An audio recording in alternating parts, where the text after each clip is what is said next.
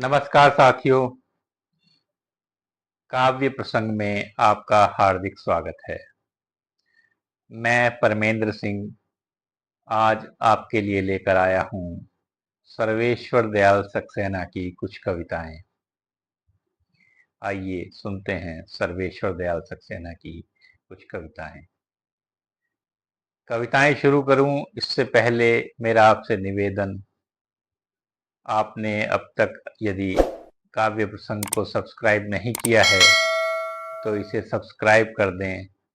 इससे हमें बहुत ही मोटिवेशन मिलेगा, प्रेरणा मिलेगी और कुछ और अच्छा करने के लिए हमारा उत्साह बढ़ेगा। टिप्पणी के माध्यम से हमें अवगत कराएं कि आपको ये चैनल कैसा लगता है, किन कवियों को आप सुनना चाहते हैं, यह राय भी आप व्यक्त करें। कविता का शीर्षक है पिछड़ा आदमी। जब सब बोलते थे वह चुप रहता था, जब सब चलते थे वह पीछे हो जाता था, जब सब खाने पर टूट पड़ते थे वह अलग बैठा टूंगता रहता था, जब सब निढाल हो सोते थे वह शून्य में टकटकी लगाए रहता था, लेकिन जब गोली चली तब सबसे पहले वही मारा गया, सबसे पहले वही मारा गया। इस कविता का शीर्षक है पोस्टमार्टम की रिपोर्ट। गोली खाकर एक के मुंह से निकला राम, दूसरे के मुंह से निकला माओ, लेकिन तीसरे के मुंह से निकला आलू। पोस्टमार्टम की रिपोर्ट है कि पहले दो के पेट भरे हुए थे, पहले दो के पेट भरे हुए थे। कविता का शीर्षक है हंजूरी। काम न मिलने पर अपने 3 भूखे बच्चों को लेकर कूद पड़ी हंजूरी कुएं में। कुएं का पानी ठंडा था। बच्चों की लाश के साथ निकाल ली गई हंजूरी कुएं से। बाहर की हवा ठंडी थी। हत्या और आत्महत्या के अभियोग में खड़ी थी हंजूरी अदालत में। अदालत की दीवारें ठंडी थी। फिर जेल में पड़ी रही हंजूरी पेट पालती। जेल का आकाश ठंडा था, लेकिन आज जब वह जेल के बाहर है तब पता चला है कि सब कुछ ठंडा ही नहीं था, सड़ा हुआ था, सड़ा हुआ है, सड़ा हुआ रहेगा। कब तक? इस कविता का शीर्षक है चांदनी की 5 परतें। इस कविता में सर्वेश्वर की जबरदस्त गीतात्मकता है। गीतों का शिल्प सर्वेश्वर को खास तौर पर बहुत प्रिय था। ये उसी का एक उदाहरण। चांदनी की 5 परतें। चांदनी की 5 परतें, हर परत अज्ञात है। एक जल में, एक थल में, एक नीलाकाश में, एक आंखों में तुम्हारे झिलमिलाती, एक मेरे बन रहे विश्वास में। क्या कहूँ, कैसे कहूँ, कितनी जरा सी बात है। चांदनी की 5 परतें, हर परत अज्ञात है।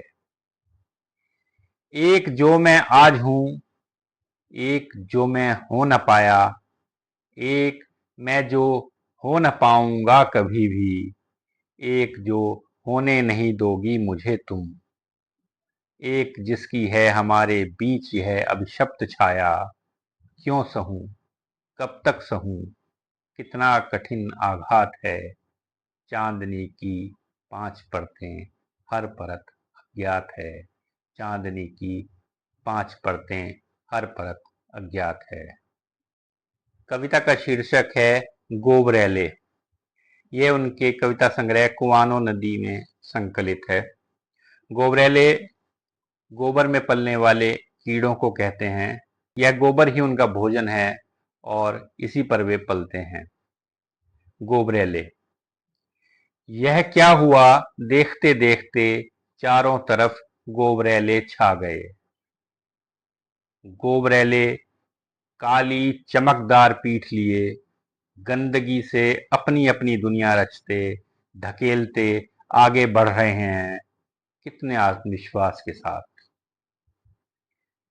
जितनी विष्ठा उतनी निष्ठा, जितनी विष्ठा उतनी निष्ठा, कितनी तेजी से हर कोई यहाँ रच रहा है एक गोल मटोल संसार, और फिर उसे तीखी चढ़ाइयों और ऊबड़ खाबड़ ढलानों पर ठेलता आ रहा है। देखने, सुनने और समझने के लिए अब यहाँ कुछ नहीं रहा। सत्ताधारी, बुद्धिजीवी, जननायक, कलाकार, सभी की एक जैसी पीठ, काली चमकदार, एक जैसी रचना, एक जैसा संसार। 25 वर्षों से लगातार यही देखते देखते लगता है हम सब गोबरेलों में बदल गए हैं। 25 वर्षों से लगातार यही देखते देखते लगता है हम सब गोबरेलों में बदल गए हैं। यह दूसरी बात है कि अपना संसार रचने के प्रयास में हम औंधे गिर पड़े हैं। हमारे नन्हे नन्हे पैर इस शून्य में निरंतर चल रहे हैं और चलते जा रहे हैं जब तक यह विराट आकाश एक गंदी गोली में न बदल जाए। कविता का दूसरा भाग है।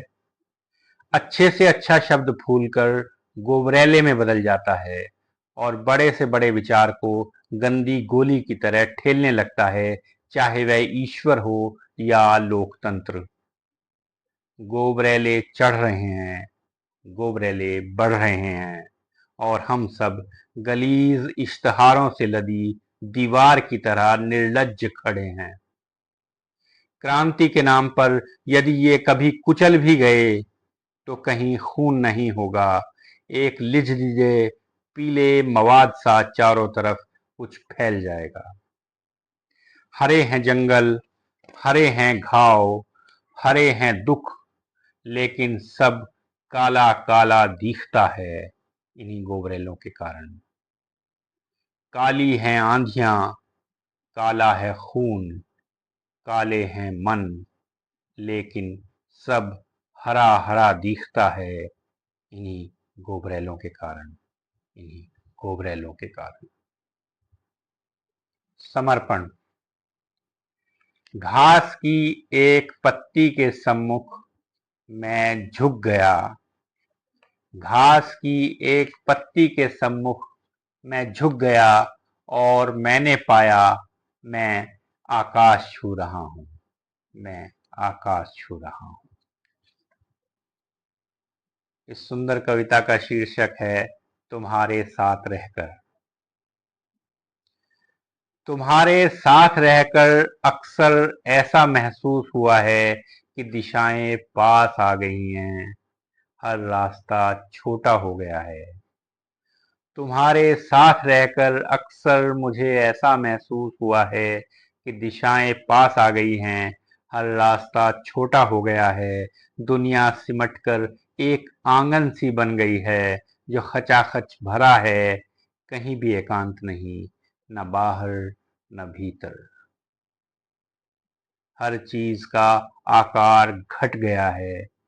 पेड़ इतने छोटे हो गए हैं कि मैं उनके शीश पर हाथ रख आशीष दे सकता हूँ।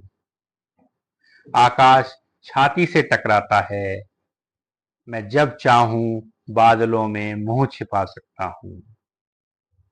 तुम्हारे साथ रहकर अक्सर मुझे महसूस हुआ है कि हर बात का एक मतलब होता है। तुम्हारे साथ रहकर अक्सर मुझे महसूस हुआ है कि हर बात का एक मतलब होता है, यहाँ तक कि घास के हिलने का भी, हवा का खिड़की से आने का भी, और धूप का दीवार पर चढ़कर चले जाने का भी। तुम्हारे साथ रहकर अक्सर मुझे लगा है कि हम असमर्थताओं से नहीं, संभावनाओं से घिरे हैं। हर दीवार में द्वार बन सकता है और हर द्वार में से पूरा का पूरा पहाड़ गुजर सकता है। शक्ति अगर सीमित है तो हर चीज अशक्त भी है। भुजाएं अगर छोटी हैं तो सागर भी सिमटा हुआ है। सामर्थ्य केवल इच्छा का दूसरा नाम है। जीवन और मृत्यु के बीच जो भूमि है वह नियति की नहीं, मेरी है। जीवन और मृत्यु के बीच जो भूमि है वह नियति की नहीं, मेरी है। तुम्हारे साथ रहकर अक्सर मुझे ऐसा महसूस हुआ है। सर्वेश्वर दयाल सक्सेना। धन्यवाद मित्रों। फिर मिलते हैं किसी और कवि की कुछ और कविताओं के साथ।